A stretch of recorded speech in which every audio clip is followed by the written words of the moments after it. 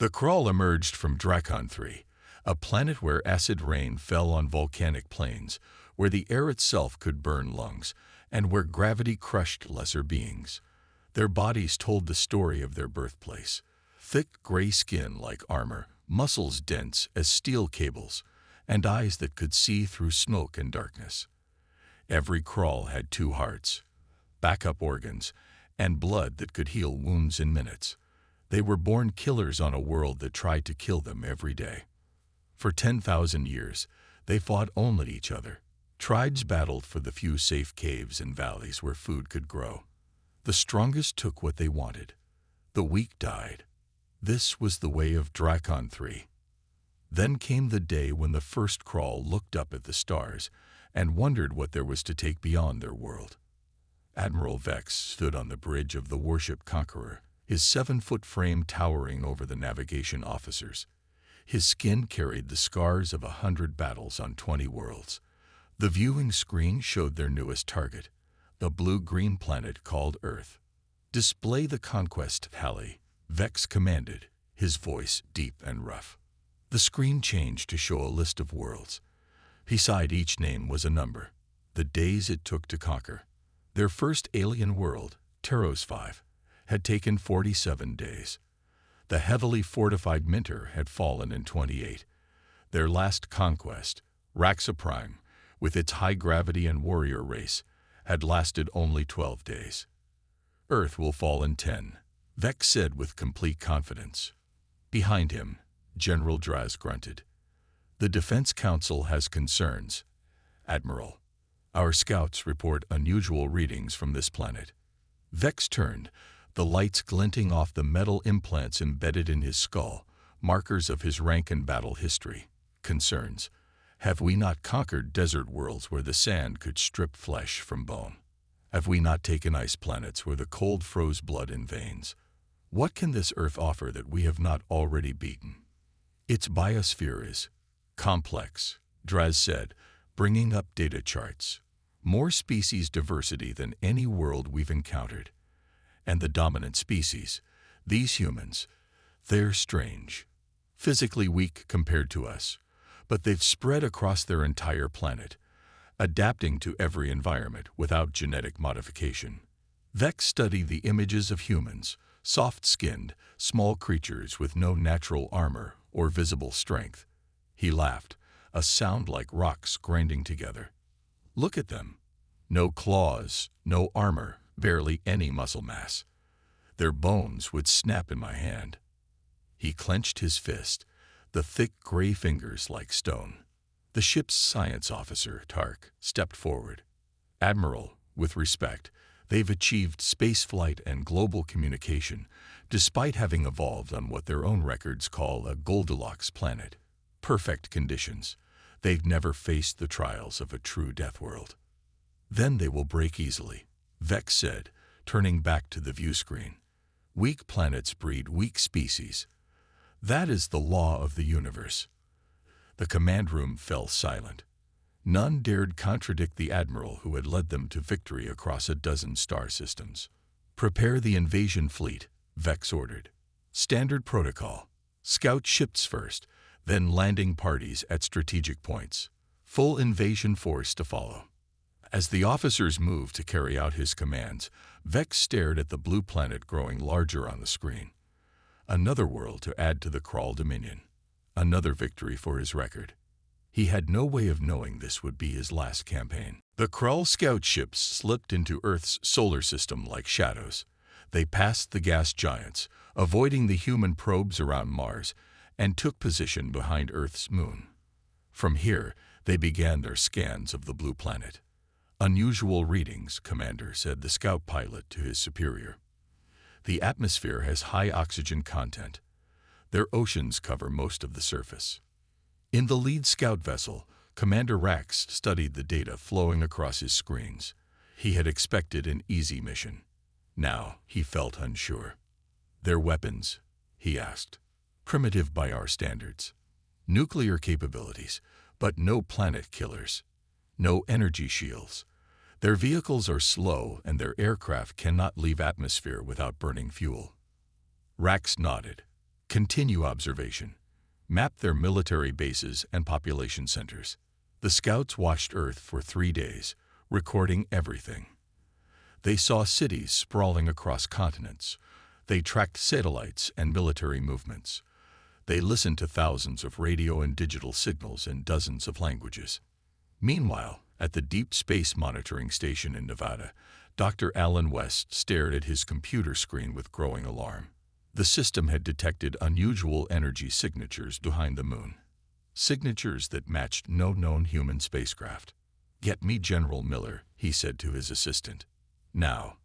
Within hours, a secure video conference connected military leaders from around the world. On screens in Washington, Moscow, Beijing, New Delhi, and London, grim-faced commanders listened as Dr. West explained what they had found. They're hiding their heat signatures and using technology to bend light around their ships, West said, but our new quantum sensors detected them anyway. We have visitors, and they're not announcing themselves. Jack Miller, head of Earth's Combined Defense Initiative, leaned forward. His weathered face showed no fear, only focus. At 53, he had seen combat on 3 continents, but nothing had prepared him for this. "How many ships?" he asked. "At least 5 that we can detect. Small vessels, probably scouts." "Which means a larger force is likely waiting somewhere," Miller said. "Recommendations." The Russian general spoke first. "We should strike now, while we only face scouts." The Chinese admiral disagreed. "We know nothing about their capabilities. We need more information." As they debated, the Kral scouts finished their assessment. Commander Rax sent his report to Admiral Vex. "Planet suitable for conquest. Defenses minimal. Indigenous species numerous but physically inferior." The response came quickly. "Begin Phase 2. On Earth, alarms blared at monitoring stations worldwide. The alien vessels had moved. 3 remained behind the moon, but 2 were now approaching Earth's atmosphere. "They're coming in," Dr. West announced, his voice steady despite his racing heart. General Miller stood. "All nations, go to Defense Condition 1. Scramble interceptors, but do not fire unless fired upon. We need to understand what we're dealing with." Fighter jets rose to meet the incoming scouts. Across the globe, missile defense systems went active. Military bases buzzed with activity as soldiers prepared for the unknown. The scouts stopped at high altitude, hovering above the Atlantic Ocean. Earth's fighters circled at a distance, pilots reporting a craft like nothing they had ever seen, smooth, dark, with no visible propulsion. Then came the transmission. Every screen on Earth flickered. Every radio broadcast was interrupted. A harsh, gravelly voice spoke in perfect English. "People of Earth, we are the Kral Dominion. Your world has been selected for inclusion in our empire. Your surrender will mean the survival of your species as our subjects. Resistance will result in your extinction. You have 6 hours to communicate your decision." In the war room beneath the Pentagon, General Miller looked at the faces of Earth's defenders.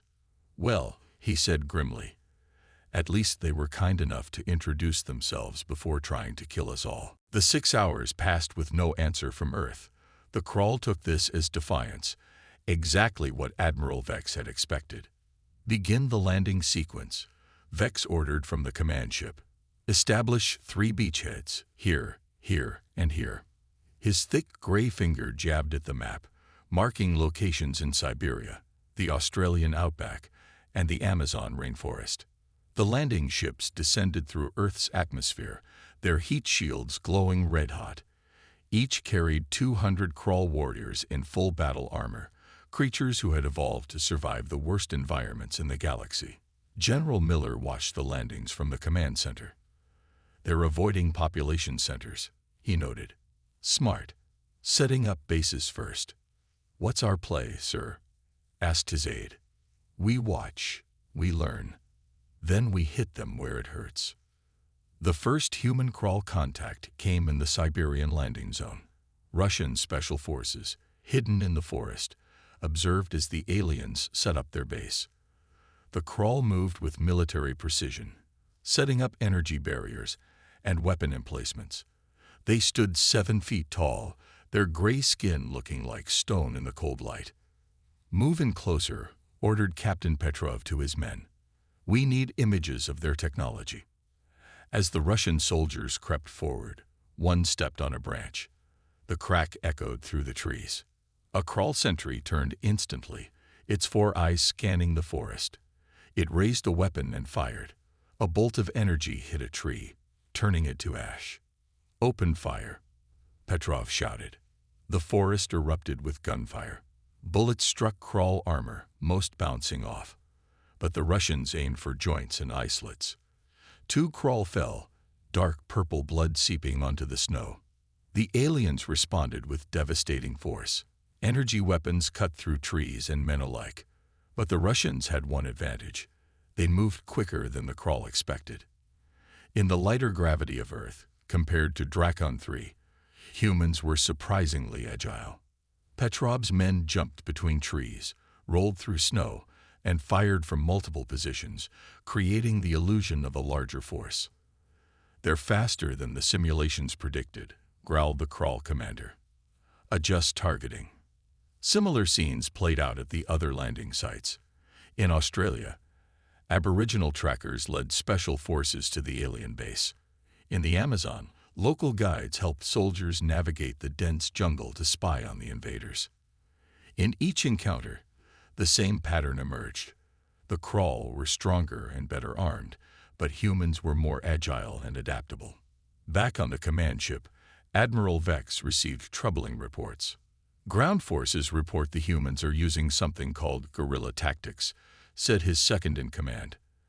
"They strike fast and retreat. They're not standing to fight as expected." Vex slammed his fist on the table. "Cowards. They should face us warrior to warrior." Meanwhile, at a secure facility in Colorado, Dr. Eliza Reed examined tissue samples taken from fallen crawl soldiers. "Their cellular structure is fascinating," she told General Miller via video link. "Extremely dense muscle fibers, redundant organs, incredible immune response. But," she paused, studying a slide under her microscope. "But what, doctor?" Miller pressed. "They seem to be having reactions to Earth's environment. Their blood samples show signs of fighting something. Could be our bacteria, our viruses, maybe even our pollen. Their immune systems are working overtime." Miller's eyes narrowed. "So they're strong, but not adapted to Earth." "Exactly. And there's something else. Earth's gravity is about 70% of what they evolved in. They're stronger than us, but they're expending more energy than they need to. It's like someone used to lifting heavy weights suddenly finding everything too light." General Miller nodded, the beginnings of a plan forming in his mind. "Doctor, I need everything you can tell me about their biology. Every weakness, every vulnerability." "What are you thinking, General?" Miller's face was grim but determined. "They came expecting to conquer a soft world. Let's show them why Earth has never been a death world. We're something much worse." 1 week into the invasion, the crawl expanded their beachheads. Warriors moved through forests and deserts with weapons ready, establishing forward bases and preparing for the main assault. But something was wrong. "Sir, we have reports of illness among the frontline troops," reported the medical officer to Commander Cragg at the Amazon base. 30 warriors showing fever and breathing problems. Cragg's 4 eyes narrowed. "Combat injuries?" "No, sir. Some kind of infection. It started with the scouts who had the most contact with local plants and water." Similar reports came from all 3 landing zones. Crawl soldiers were falling sick with mysterious ailments, skin rashes, breathing difficulties, digestive problems. Warriors who had conquered the harshest worlds in the galaxy were being laid low by invisible enemies. Dr. Reed worked day and night in her lab, studying the crawl samples. When she made the breakthrough, she immediately called General Miller. "It's our microbiome," she explained, excitement in her voice. "Earth has evolved billions of microorganisms over millions of years. The crawl have never encountered them before. Their immune systems are overwhelmed." Miller leaned forward. Can we use this? We already are, just by existing. Every human, animal, plant, and insect carries microbes the Crawl have no defense against. But, she paused, a scientist's ethics battling with military necessity. But we could accelerate the process, Miller finished for her. Yes, not with dangerous pathogens, just common bacteria their bodies can't process. Sprayed near their bases, it could incapacitate many of their forces without killing them. On the Conqueror, Admiral Vex received increasingly disturbing reports. 20% of our forces are showing symptoms, General Draz informed him. The medical team believes it's the local biological matter. The planet's microbial life is aggressive. Vex slammed his massive fist down. Implement full biological containment protocols. No warrior is to remove helmets or armor. Sterilize all bases. But it was too late. The invisible invasion of Earth microbes had already begun inside Crawl bodies. The humans noticed the change in Crawl tactics. The aliens moved more cautiously now, always in sealed armor. They burned vegetation around their bases, creating sterile zones. They're scared, Miller told his commanders. Time to push back. Near Moscow, Russian forces unleashed their countermeasure, crop dusters spraying harmless bacteria into the air around Crawl positions.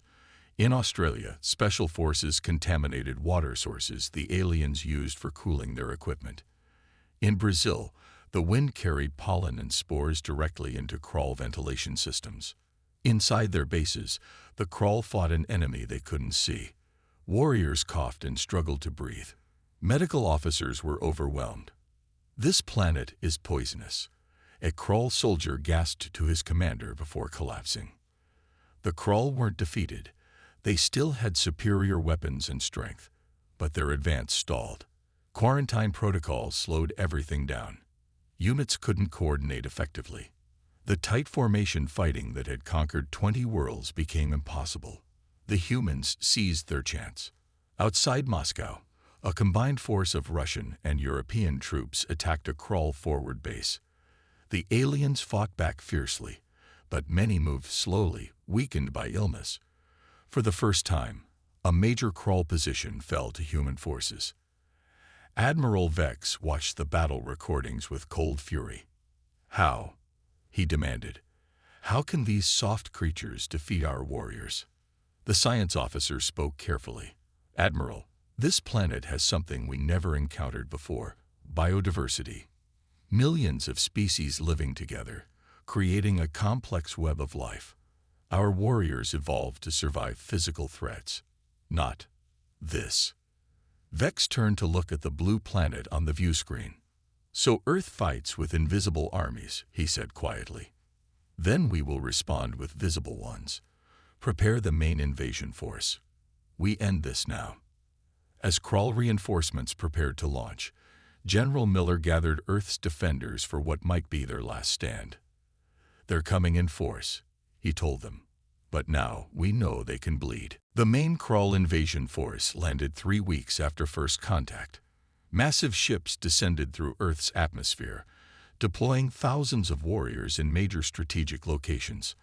Unlike the scout forces, these troops came prepared for Earth's biological threats, wearing completely sealed environmental suits with advanced filtration systems.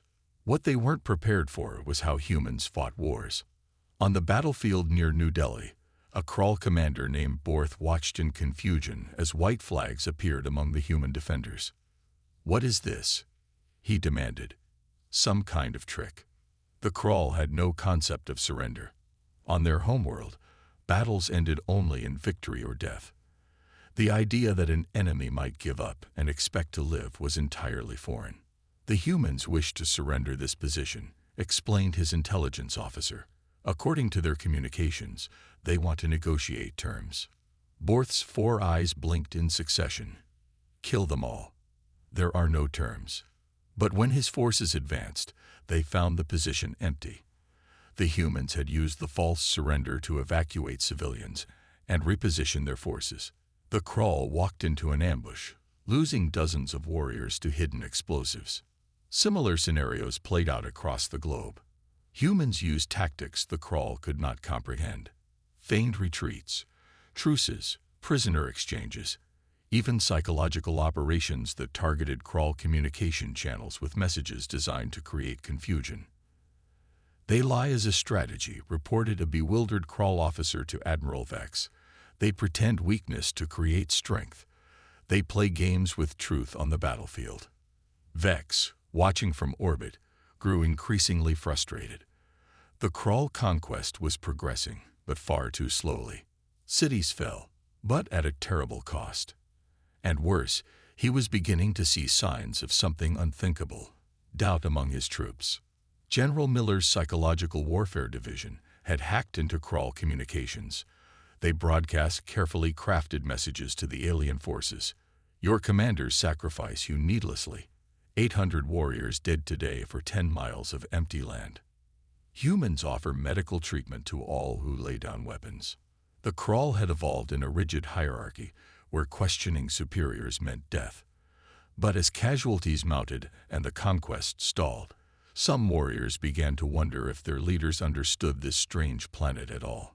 In a secure bunker beneath the Rocky Mountains, Miller met with his psychological operations team. "The crawl come from a world where strength is everything," said Dr. Tom Harris, the lead psychologist. "Their entire society is built on proving dominance. We're showing them that Earth operates on different rules: cooperation, adaptation, mercy. These concepts are alien to them, creating cognitive dissonance." Miller nodded. "Can we exploit that?" "We already are. Their warriors are starting to question orders. Some units are hesitating in battle. They've never encountered an enemy who fights the way we do, sometimes retreating, sometimes standing ground, sometimes offering peace, sometimes striking with everything we have." Meanwhile, Admiral Vex faced growing pressure from the crawl homeworld. The High Command expected Earth to have fallen already. "This delay is unacceptable," came the message from the Supreme War Leader. "If you cannot complete this conquest within 7 days, you will be replaced. Consider orbital bombardment to end this quickly." Vex's pride would not allow him to admit the difficulties they faced. "I will take their command center personally," he promised. "The humans have tricks, but no true strength." He gathered his elite guard, 200 of the most decorated crawl warriors, and prepared for a direct assault on the human headquarters they had finally located.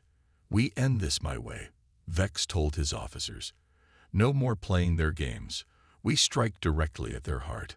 As his attack ships prepared to launch, Vex did not know that General Miller had allowed the crawl to discover the location of a fake headquarters, a trap designed specifically to draw out the alien commander. The final battle was about to begin, but not on the terms Vex expected. Admiral Vex led his elite forces toward what intelligence identified as Earth's Central Command, a hardened facility buried deep in the mountains of Colorado. His battle cruiser cut through the clouds, flanked by fighter craft. On his command deck, Vex stood tall, his scared gray skin reflecting the glow of tactical displays. "All warriors prepare for ground assault," he ordered. "I will lead personally." The crawl ships faced surprisingly little resistance as they approached. A few human aircraft appeared but were quickly destroyed by superior weapons. It seemed too easy, but Vex's pride prevented him from seeing the trap. "Their defenses are minimal," reported his second-in-command. "They do not expect us." Vex's 4 eyes narrowed in satisfaction. Begin landing sequence. Inside the mountain facility, General Miller watched the approaching crawl forces on his screens. Around him, operators tracked every alien movement while maintaining radio silence. Everything hinged on making the deception convincing. "They're taking the bait," Miller said quietly. "Activate Phase 1. As the crawl landing crafts touched down in the valley before the mountain complex, hidden sensors detected their arrival. Beneath the soil, thousands of carefully placed canisters began releasing their contents, not explosives, but a special mixture developed by Dr. Reed's team. The invisible clouds spread through the valley, carried by winds directed by carefully positioned fans concealed in the rocks. Vex stepped onto Earth's soil for the first time, his massive frame encased in the finest battle armor the Crawl had developed. 200 elite warriors formed up around him, weapons ready. "Forward," Vex commanded, pointing toward the mountain entrance ahead. They advanced halfway across the valley when the first warrior fell. Then another, and another. "Admiral," gasped his lieutenant, "something is wrong with our environmental systems." Inside their sealed suits, the Crawl began to feel the effects of Dr. Reed's creation, a specialized microorganism that produced heat when exposed to the specific metals in Crawl armor. The temperature inside their suits rose rapidly, overwhelming their cooling systems. "Breach protocol," Vex shouted as warriors began collapsing around him. "Remove helmets if necessary." Those who exposed their faces to Earth's air found temporary relief from the heat, followed by immediate respiratory distress as their lungs encountered the second part of the human trap: airborne compounds that triggered severe allergic reactions in Crawl biology. Then came Phase 2. The mountain face ahead, not a real military base, but a carefully constructed facade, open to reveal concealed artillery positions, not using standard explosives, but shells filled with more of Dr. Reed's biological agents. "Fire," ordered Miller from the real command center 50 miles away. The shells exploded around the Crawl forces, creating clouds of compounds specifically designed to penetrate their armor through micro-fissures and affect their unique biology. Vex roared in fury as his elite force crumbled around him. "Call in air support. Burn this whole area."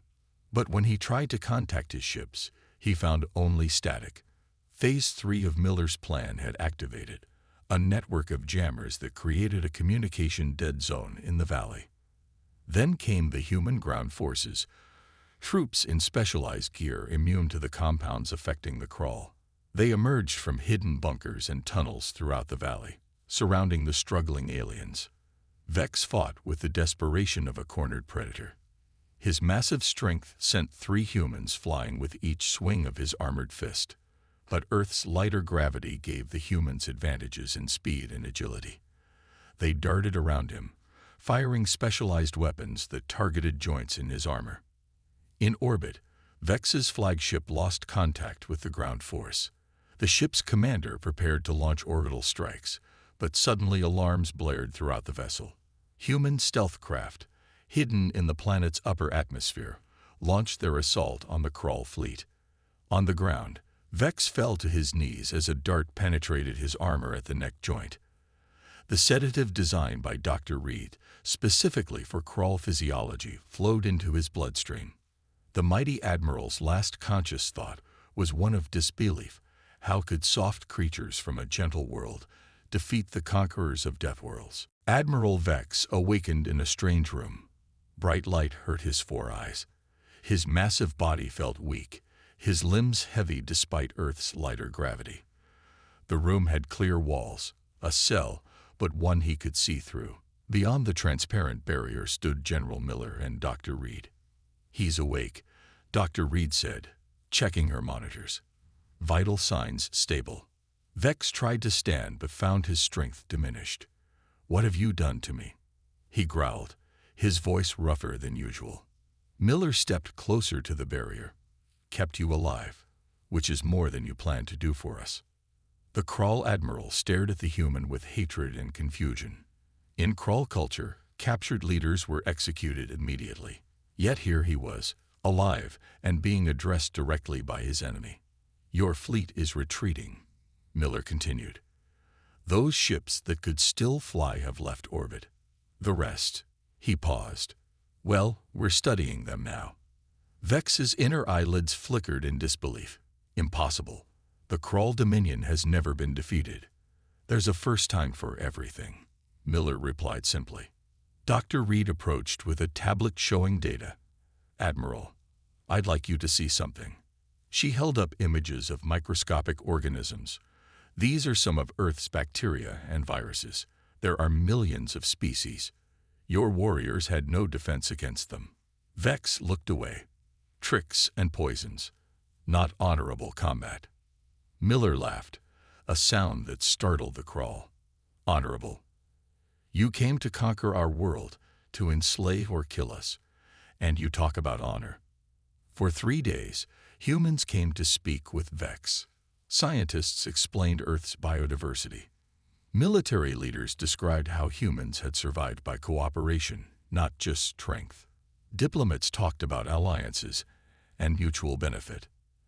At first, Vex refused to listen, but with nothing else to do, he eventually began to hear their words. On the 4th day, they showed him something that changed everything. This is from your homeworld, Dr. Reed said, displaying images of Drakon 3. We found it in your ship's databases. The pictures showed the harsh landscapes where Krull evolved. Burning plains, acid lakes, crushing gravity. Then came images of other worlds the Krull had conquered, each harsh in its own way. You never found a world like Earth before, Miller said quietly. Not because we're weak, but because we're different. Earth isn't a death world that produces only the strongest. It's a world that produces the most diverse, the most adaptable. Vex was silent for a long time. When he spoke, his voice had lost some of its harshness. What happens now? You kill me as an example. Miller shook his head. No, we're sending you home, with a message. Meanwhile, humans worked quickly to adapt Krull technology. The alien ships yielded faster than light drives and advanced materials. Within weeks, Earth had constructed its first interstellar vessel. The day came when Vex was escorted to a shuttle. His strength had returned, but something in him had changed. Why do this? He asked Miller as they stood at the shuttle door. Why show mercy? Because that's what makes us human, Miller answered. Not our strength or our weapons, but our ability to see beyond the fight. 3 months later, a human delegation arrived at the Krull homeworld. Their ship carried a peace proposal, not surrender, but cooperation. They brought medicines that could help the Krull fight diseases, farming techniques for harsh environments, and ways to heal their polluted world.